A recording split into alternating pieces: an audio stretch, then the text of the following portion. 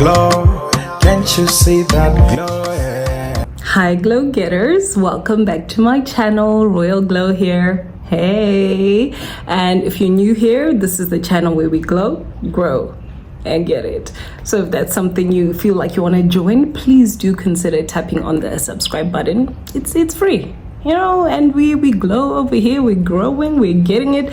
So please do tap on the subscribe button. Join the Glowgetters. So as you may have seen from the title, this is basically just a life update. I've recently graduated. Okay, not recently, but I've recently posted my photo shoot, but I actually graduated last year. And as I've been posting all of these pictures, I started reflecting, and it has been a journey. Like, I was so happy about the end of it. Like, that's why I was like, no, I have to do a photo shoot. I have to do this. I need to have my family together. Need, you know, all of these things. And I was excited. I'd almost forgotten like how it started, and even how it ended has just been hectic. So that's I need to just try and like make this story as brief as possible, because it's a lot. It's like 3 years worth of stuff that I'm trying to fit into probably the next 10 minutes. So just bear with me. I'm gonna just try to keep my thing brief, yeah? Anyway, so I applied to Zhejiang University, prestigious university, global ranking, like number 44 in the world. It's kind of like if you're going to shoot your shot and you apply to Columbia, or you apply, you know, it's like it was a major thing, even applying in the first place. And the other part of it that was extremely difficult for me is I applied to do my master's in a completely different field from what I did for my undergrad. My undergrad, I did computer science. Master's, I was applying for international affairs and global governance.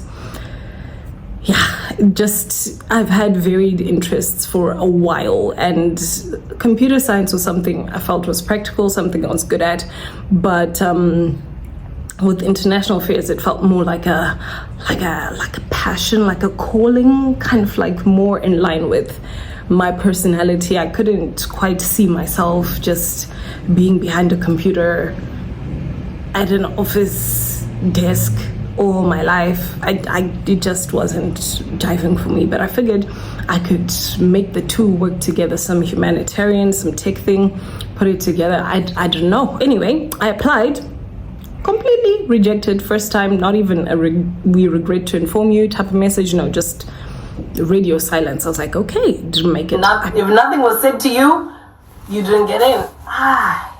So yeah, I applied to Zhejiang University 2019, did not get in.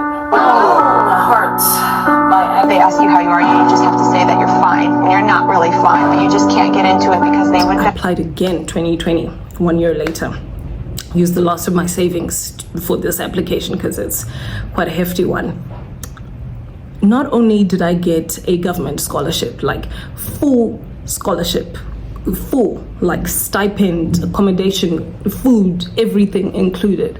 So it felt like a complete 180. Like just last year they had just said, you're not good enough, bro, we don't want you here, to now on the other hand they're like, please, we will pay you, just come with what you have, just bring yourself and study at our prestigious university. So I was like, God, you know, so it was a mixture of feelings. So when I started, I was suffering from a bit of an imposter syndrome, if I'm being honest, because it was still fresh for me. Like, just last year you said I wasn't good enough, now I'm here. Was it a mistake? Like, any minute now are you going to turn around and say, yeah, sorry, we meant to send this to Netai, not Natai, you know? Or yeah, it was just these thoughts that were coming in. And every time we'd start like a new course, or I'd have a new lecturer, we'd always start with introductions, and everyone there was like, yeah, you know, so I did this at my undergrad, I was a law student, I did humanitarian this one has been working at an NGO for the past 2 years, this one is advising whatever minister in their country. I'm like, yo, these are my classmates. they've been in this field. They know. I didn't even know like the basic theory, guys, like the basics. I felt so inadequate. That's just the truth. But I was like, no, that just means you have to grind.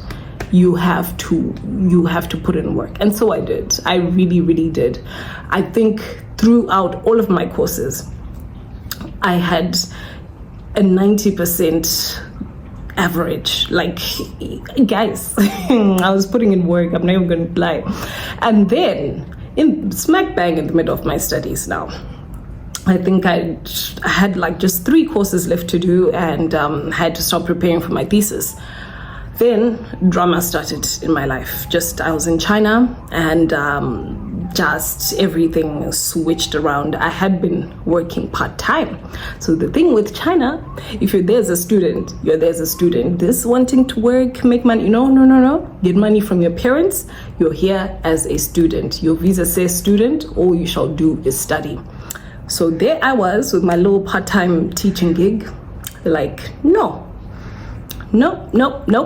Nah. Well, what is all of this? So I think it was basically like a drive. They do this every once in a while where they're trying to drive out people who are not really adding to the economy or whatever it is they'll be doing. So I was caught in that little, project of, no, let's get our streets clean. So they're like, no, you're a little bit suspicious. I'm like, no, that's, like, no.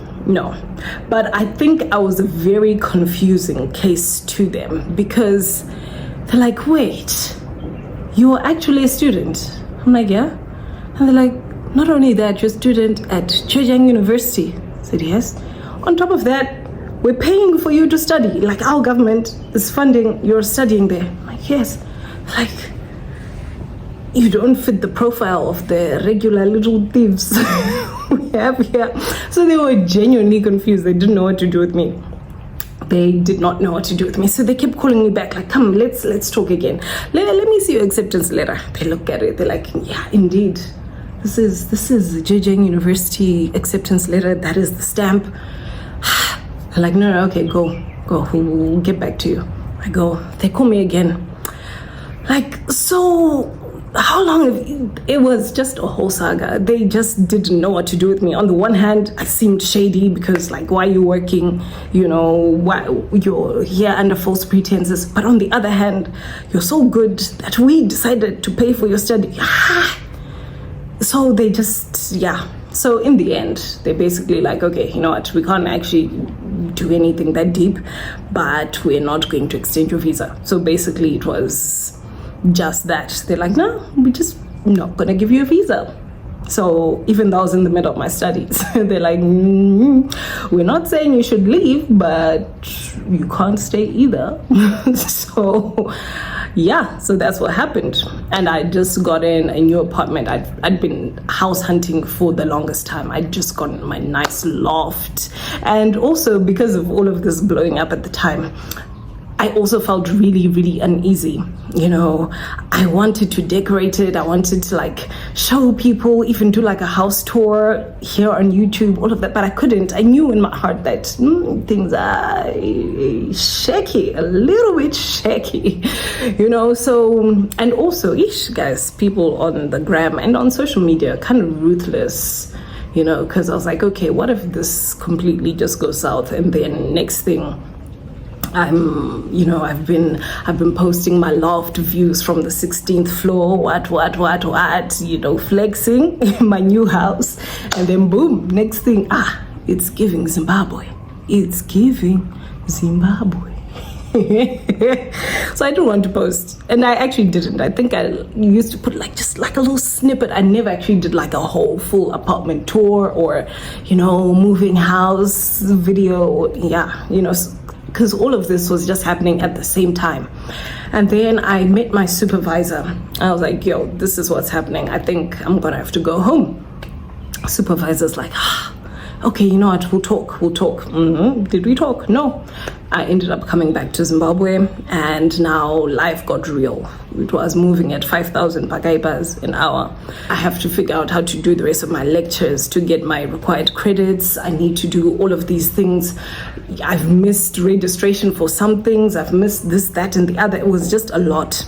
And then the 2 courses I knew that were compulsory that I needed to do, they were only offered in fall. So that means in September. I had just missed September. So I was like, no, you know what? I'll wait. The next September rolls around. I'm ready to log in. I'm ready to register for the courses. Does the system work from outside of China? No. They had just revamped it, and I guess someone forgot something in the protocols, but if you were outside of China, couldn't log in. I was outside of China, could not log in. These were the 2 courses I needed to get enough credits. 2. I think, okay, let me just try. Maybe I can finesse it with other courses. I registered for different courses in like spring, you know, and I tried to do those. I was doing lectures at 2 a.m. and all of these lectures, mind you, are like 3 to 4 hours long. And I'm here using Strive Masiwa's internet, guys. It's expensive and it is glitchy. And if it wasn't the Wi-Fi, there was electricity. So I'm here at 2 a.m. I'm trying not to make noise for everyone else. I'm trying to stay awake, you know, because at that time they'd really said people can come back to China. So they didn't really care about online students, if I'm being frank. So all of this is happening. I'm there at 2 a.m. trying to pay attention, trying to be in a Chinese time zone whilst in Zimbabwe. I am not working anymore. I'm trying to use my savings to buy data, to connect, to... Yeah, tough times. But tough times never last. Only tough people last. Eh? Tough time never lasts. Only tough people last.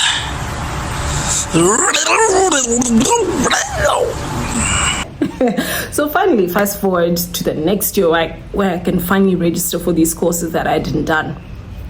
Finally, because even though it was their fault for changing protocols on this website, so I couldn't register, and there was no option but to wait another year, you know.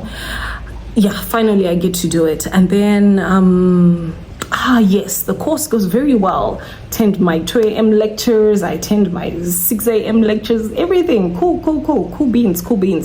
Then the last part, I just need to do 2 papers for each of the courses.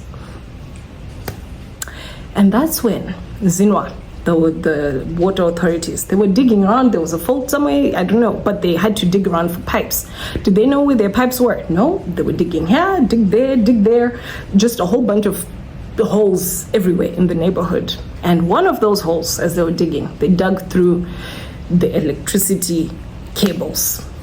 So now we had no water, no electricity, because they couldn't then put the water back on because now there were live wires in the water. So cut off completely. It was 2-3 weeks because now the cables that needed replacing had to be ordered from South Africa. Then, you know, all of these governmental things, they first need a stamp from this one, signature from this one, then finally ordered, then shipped, then distribute. It was 2-3 weeks. And this was the time when I was meant to be doing the research and submitting this paper. I just lost all energy, lost all motivation. I just couldn't do it anymore. I don't know. I was like, after all this, all of the obstacles, like even the original story of, you know, like my actual application, the rejection, all of that, and then finally getting accepted. Oh, by the way, I'll link that. All of this, I was like, now it's so close. I'm 2 credits away. And then this I communicated with the lecturer. Did you respond? No. I was like, okay, you know what? I'm just going to have to try and make a plan. I'm trying to make a plan. I'm going to cafes and just, I missed the deadline for submission. I contact my supervisor again. I'm like, yo, I'm really, not my supervisor, my lecturer. I'm really sorry. This whole situation is completely out of my control and it caught me unawares. I wasn't expecting this to happen. Didn't respond. I knew what I needed to do. I knew I needed to just write and send them anyway, but I had just gotten completely deflated. And that imposter syndrome had just come back again. You thought you were doing something, huh? You thought you were that gas, you thought you were just gonna... No, bro, you're not graduating. That's what I had in my head. And I was Actually, I feel like I was depressed. I couldn't bring myself to write even one sentence of that paper. And my mom had to like grab me by the scruff of the neck, like, bro, I can't believe you're doing this. And I'm like, neither. I don't want to be not writing. I don't think she understood. Even I was just in a pit and I couldn't claw myself out. And then she's like, okay, she saw it wasn't going to happen. I don't know what she was thinking at the time, but she's like, okay, what ideas did you have for the paper? Told her my outline. She's like, cool. She got the sources for me. She's like, yeah, just put it. And then she started putting the words I was saying as words in a paper. She started, I was like, okay, this can actually happen. Finally, those 2 papers are done. I submit them. Does he respond? No, I'm emailing him every day, guys, every day. And I talk to other lecturers, like, please talk to this man because he holds my future in his hands. And all of this, like, I already waited 2 years to do this course. 2 years just for these 2 courses because he was teaching both of them. So literally, he held my future in his hands. I was like, please talk to him. I can't not graduate, guys. Finally, someone reached out to him, I think on WeChat. He's Russian. So they couldn't actually go to his office and knock. Yeah, so it was just a lot of dramatic. Anyway, I don't think he even read them. He just gave me the pass mark. He's just like 60%. I was like, good enough, I'll take it. Even though my entire degree, I had an average of 90%. I was like, it's fine, I'll take the 60. It's a pass. Let's focus. I did my thesis, guys, did my supervisor not disappear. Like I said, just gone. He got back to me 1 week before defense. He's like, no, it's okay. Go ahead, bruh. Everything that was happening was now happening at like 200 kilometers an hour. 1 minute, they're like, okay, bye guys, we'll see you next year.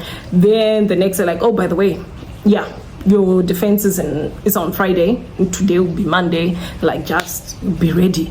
4 days time, you suddenly have to have a whole thesis ready. It was crazy. But hey, no, God is good. God is faithful. So my mom was basically dragging me because at one point I just felt like, yeah, this is not for you. But she's like, no, this research, what do you need? Drive me to the places to go and do my interviews, come back, help me with the software to extrapolate information from this, put it together, draw conclusions.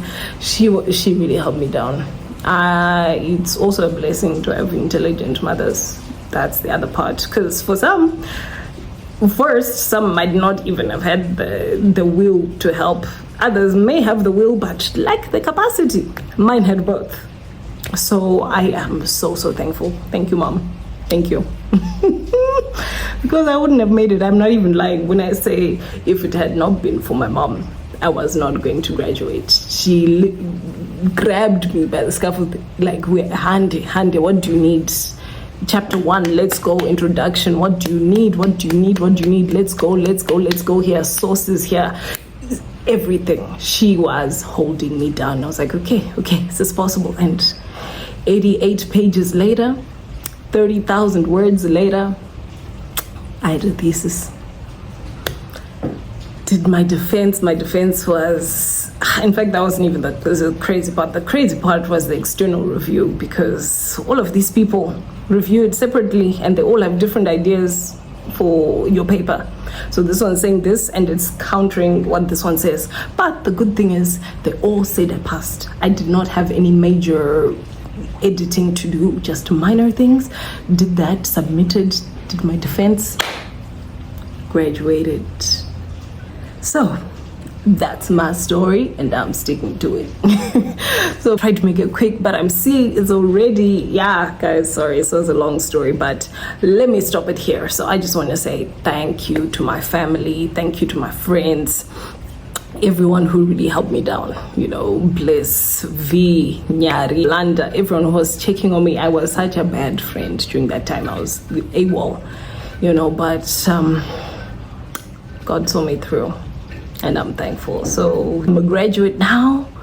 time to enter the real world. Can't delay that any further. After this experience, PhD, no please, I'm not doing any further degrees. Yeah, just so you know. So yeah, that's my little update. So, but for real though, if you have any links for NGOs, please, paid internships or graduate traineeships with money, please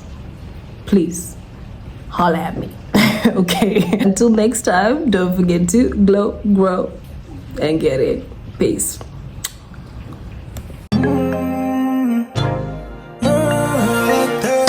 Royal glow, can't you see that glow? Yeah. Fine like gold, she's so sweet and curvy. Yeah, Majestina, African melanin queen, every machine.